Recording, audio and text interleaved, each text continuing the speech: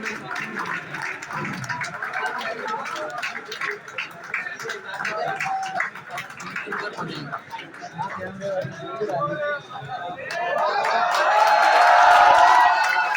पहले तो बहुत बहुत बधाई काजल आपको। ये हमारी ऑफलाइन की क्लास है और आपने ऑनलाइन तो देखा ही है। कैसा फील हो रहा है?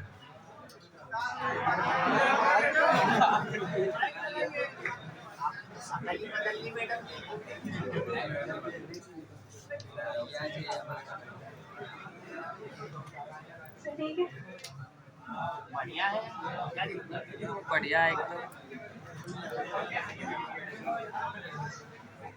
Good morning.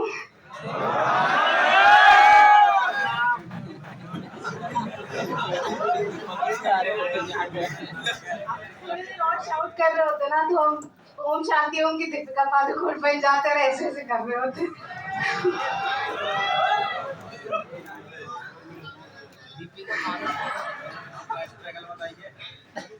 Thank you very much sir for having me here.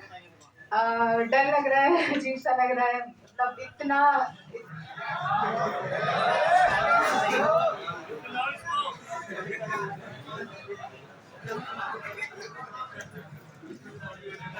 नहीं अभी तो हम ही छोटे हैं, कम एज में, लेकिन इसका तो ज्यादा सक्सेस है हमें।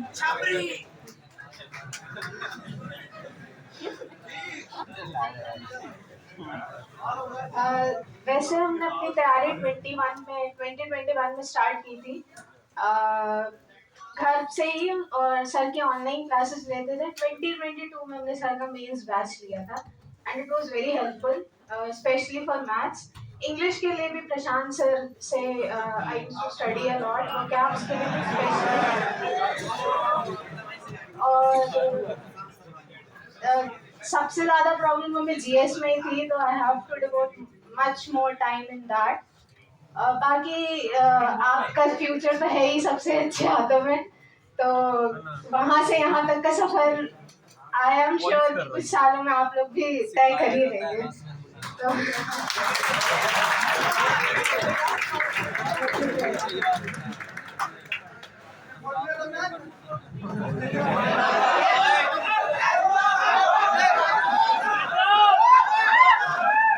असल में जो सबसे अच्छी बात लगती है यहाँ पे वो ये है कि मेंस का समय था और 2022 के समय में, और काफी शॉर्ट पीरियड में यहाँ पे ट्यूशन पढ़ाने के साथ साथ में भी इन्होंने तैयारी की है।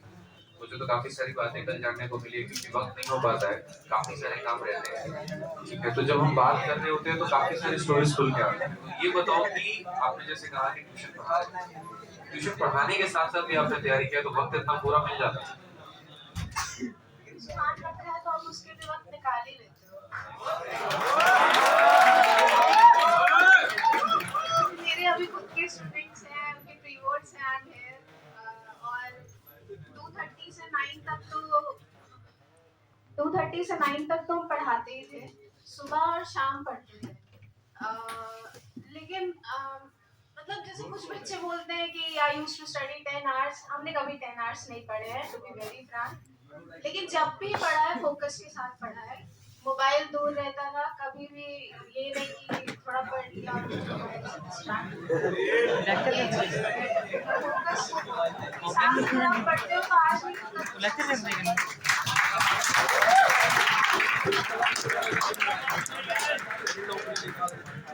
किसी का और कोई सवाल है आपके पास?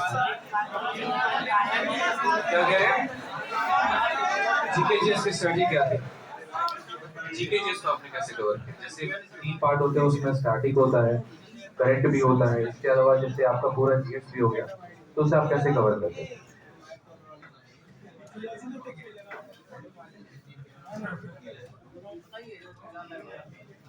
जीएस के लिए पहले तो हमने इंटरव्यूज देखे थे टॉपर्स के, तो दे सेड कि आपको लूसेंट पढ़ना चाहिए। लूसेंट हमने पढ़ने की भी कोशिश की, पर वो बहुत फैक्चुअल है, तो इट वाज वेरी डिफिकल्ट कि हम उसे, मतलब 5-6 पेज के बाद लगता था नहीं ये हमसे नहीं होगा। फिर हमने थोड़ा बेसिक से स्टार्ट किया कि हमने अपनी स्टूडेंट्स की 9th-10th की हिस्ट्री की बुक्स पढ़ी, क्योंकि वही चीज़ है और थोड़ा उसमें स्टोरीज जैसा लगता है तो समझ भी ज़्यादा आता है। थोड़ा सा टाइम टेकिंग डेफिनेटली होता है अगर आपके पास उतना टाइम नहीं है। उसके बाद टीचर्स, जैसे शिवान सर की पॉलिटी हमें पसंद थी, उनसे और बाकी स्टडी आई टीचर है उनसे भी आई यूज्ड टू स्टडी। इसी तरीके से बस मल्टीपल रिविजन्स, जैसे हम मॉक टेस्ट देते थे तो मेरी जो भी गलती होती I used to write it in a diary, और उसका रिवीजन बहुत सारा किया। वो डायरी मेरे पास आज भी है और उसका बहुत रिवीजन करते हैं, क्योंकि कई बार होता है वो क्वेश्चन, मतलब मेरे दिमाग में होता था कि जो क्वेश्चन एक बार गलत हो चुका वो दूसरी बार गलत ना हो, नहीं तो ये बहुत दिक्कत की चीज है। तो इसीलिए उसको मल्टीपल रिवीजन कर दे तो नेक्स्ट टाइम अगर वो क्वेश्चन आएगा तो वो हमसे गलत नहीं होना चाहिए।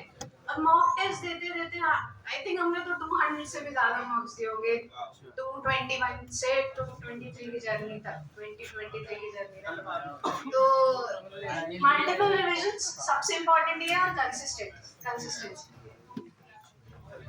Mock test book and then Oliveboard भी हमने दिया था।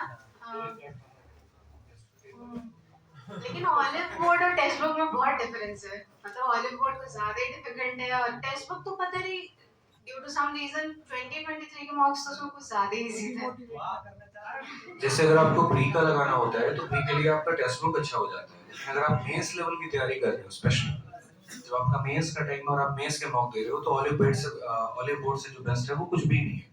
मतलब उनकी टीम बहुत अच्छा इसके ऊपर काम कर रही होती है, क्योंकि हम भी कंटेंट के ऊपर काम करते हैं, कांस्टेंट हमारी बातें चल रही होती हैं, तो उनकी टीम पे भी काफी मेंबर्स को हमने हायर किया हुआ है, तो हमें पता है उनका काम करने का स्ट्रक्चर क्या है। तो ऑलिव बोर्ड एक बहुत फाइन वे में काम करता है, लेकिन वो मेंस के लिए, अगर आपको प्री के लिए करना है, लोकल एग्जाम्स के लिए करने हैं, जैसे पटवारी है, यूपीएसआई है, यूपी कांस्टेबल है, तो इसके लिए आपका टेस्ट बुक बेस्ट प्लेटफॉर्म है। ठीक है, इसके अलावा ये बताओ कुछ चंद बातें जो तैयारी के दौरान रखनी चाहिए, मतलब बच्चों को ध्यान में, या मतलब स्टार्टिंग ऑफ द करियर, जिससे हम बात करते हैं कि जब हमने शुरू की पढ़ाई तब से लेकर टिल एंड तक की पेशेंस रखना है, क्या है, कैसे है, तो वो कैसे मेंटेन करें फ्रेशर्स के लिए सर। जैसे कि जब हमने स्टार्ट किया था इट वाज 2021 में, तो एसएससी के बारे में मैं ज़्यादा कुछ भी नहीं पता था, मेरा एम यूपीएससी था तब, but due to some reason हमें लगा कि वो बिना गाइडेंस के नहीं हो सकता, तो इसलिए आई स्विच टू एसएससी। मेरी फैमिली की भी इकोनॉमिक कंडीशन बहुत अच्छी नहीं थी, हम खुद अर्न करते हैं and then we used to do things, तो इस वजह से हमने तो स्टार्ट किया था कि इंटरव्यू से ही। उस साल के टॉपर थे कौशिक राज, उनका इंटरव्यू हमने सुना, उन्होंने जैसी स्ट्रैटेजी बताई आई फॉलोड इट, मतलब उसको पूरी तरीके से उन्होंने बोला किरण लगाओ स्टार्टिंग में, और इंग्लिश के लिए बताया कैसे करना है सारी चीजें, तो हमने उसी को किया। 2021 में देयर वाज नो मेंटर, हम किसी से भी नहीं पढ़ रहे थे, और प्री निकला और सबसे बड़ी गलती हमने क्या की, हमें नहीं पता था कि मेरा प्री हो सकता है, इसलिए हमने छोड़ दिया तैयारी, और प्री का रिजल्ट आया, मेरा क्लियर हो गया, लेकिन 2 महीने तो हमने कुछ पढ़ा नहीं था। 1 मंथ में होता है ना कि एक टाइम अलॉट करना ही पड़ता है, एक थ्रेशोल्ड होता है हर बच्चे को, वो पार करके ही वो सक्सेस ले सकता है। 1 महीने में हमने बहुत जान लगाई पर नहीं हुआ 2021 में, तो 2021 के ही एंड में हमने सर से पढ़ना स्टार्ट किया था थ्रू यूट्यूब, और फिर प्री हुआ तो सर का हमने मेंस का बैच लिया। मैथ्स के लिए तो पूरी तरीके से सर पर ही डेडिकेट, मतलब पूरी तरीके से सर की ही वीडियोस देखते थे।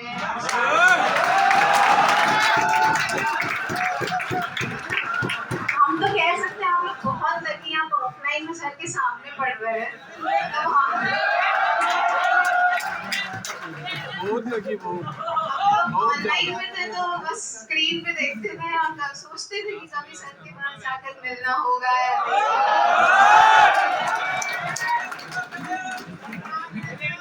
छुट्टी पे छुट्टी।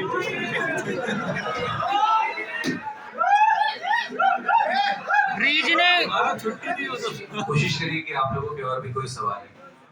देखिए, क्योंकि मैंने जैसे कहा है कि कोई भी चीज का रिजल्ट एक दिन में नहीं आता है। अगर हम दोनों की केस की बात करें तो इन्होंने जो तैयारी 2021 से शुरू की थी उसका रिजल्ट इनको 2023 में मिला, और हमने भी अपने करियर में 2021 में शुरू किया था पढ़ाना, उसका इस बार दबा के रिजल्ट मिला है। कोई भी डिपार्टमेंट हो, शायद ही कोई ऐसा डिपार्टमेंट है जिसमें सिलेक्शन नहीं है और अच्छा लगता है। आप लोगों के सामने इसीलिए देखिए प्रयागराज से यहाँ पर ही आई हुई हैं और एक बहुत ही लॉन्ग जर्नी है। अभी काफी बच्चे महाराष्ट्र से भी आ रहे हैं, बंगाल से भी आ रहे हैं, चेन्नई से भी आ रहे हैं, तमिलनाडु, हर जगह से है।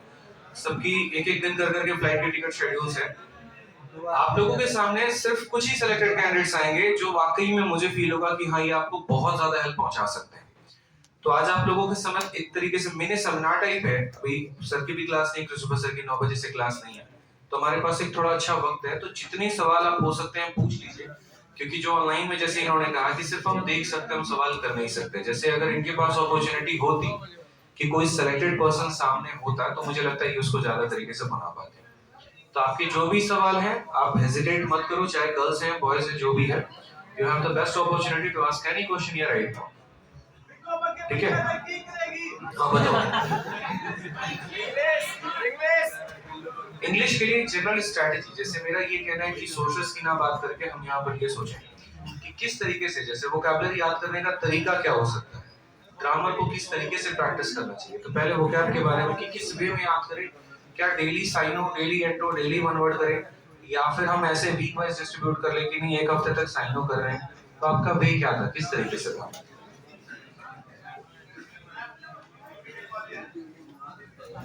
सर वैसे तो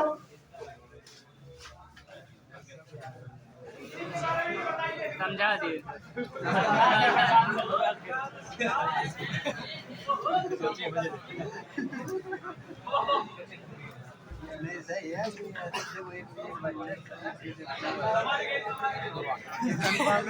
सर इंग्लिश के लिए तो मेरी इंग्लिश वैसे अच्छी थी। कॉन्वेंट स्कूल से थे, देन केवी में, और इंग्लिश के टीचर्स हमें लाइफ टाइम अच्छे मिले हैं। और बाकी रीडिंग का हमें बहुत शौक है। I used to read Hindu, the Hindu and novels भी पढ़ना हमें अच्छा लगता है। तो इंग्लिश में हमें ऐसा कोई दिक्कत हुई नहीं। स्टार्टिंग में फिर भी बेसिक्स तो बनाने ही होते हैं।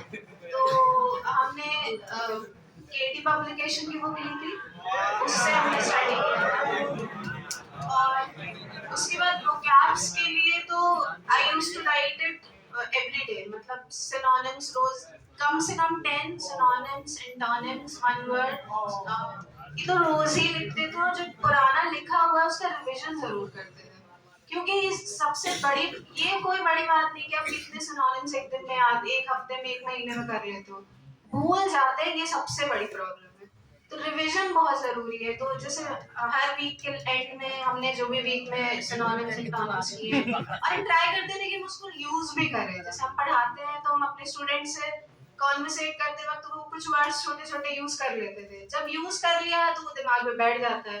या माइंड में कुछ ट्रिक्स बना ली कि ये, जैसे सर जब भी थोड़े वोकैब्स बताते हैं तो कुछ ट्रिक्स के साथ ही बताते हैं, तो उन ट्रिक्स की हेल्प से उसको लर्न करने की कोशिश करते हैं। और सबसे इम्पोर्टेंट वोकैब्स के लिए तो ये है कि आप उसको रिवाइज करो। और मेरे ख्याल से सबको लिखना भी चाहिए वोकैब्स, क्योंकि कई लोग सिर्फ बुक्स पे डिपेंडेंट होते हैं, बुक्स से देख लिया याद हो जाएगा। आपका हाथ चलता है ना तो दिमाग ज्यादा चलता है, लिखने की आदत होनी चाहिए।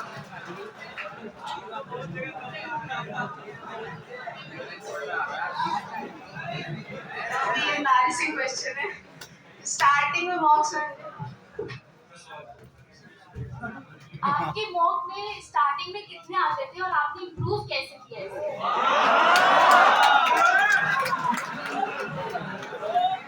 तो स्टार्टिंग में क्या होता था कि हम मॉक्स देते थे, एनालिसिस उतने अच्छे से नहीं करते थे। तो स्टार्टिंग में इसलिए मेरे पहले मॉक में तो आई थिंक मेरे 80s में थे प्रीलिम्स के, तो बहुत ही खराब है। लेकिन उसके बाद फिर हमने फिर थोड़ी सी स्ट्रैटेजी वीडियोस देखी, तो पता चला दिक्कत मेरी ये थी कि हम एनालिसिस पे उतना ध्यान नहीं देते, क्योंकि देख लिया आप वही क्वेश्चन वापस पढ़ना पड़ेगा, बोर लगेगा, तो आगे देखते। लेकिन उससे इम्प्रूव नहीं होता है। आप जितना टाइम एग्जाम के लिए दे रहे हो उससे ज्यादा आपको एनालिसिस में देना चाहिए, अगर आप चाहते हो कि इम्प्रूवमेंट हो। तो इसीलिए हम टेस्ट भी देते थे और उसके साथ साथ उसके एनालिसिस में उससे ज्यादा टाइम देते थे। अलग से एक डायरी बना रखी थी, जो भी मेरी गलतियां हो रही है उसको उसमें लिखना है, ताकि नेक्स्ट टाइम वो गलत ना हो।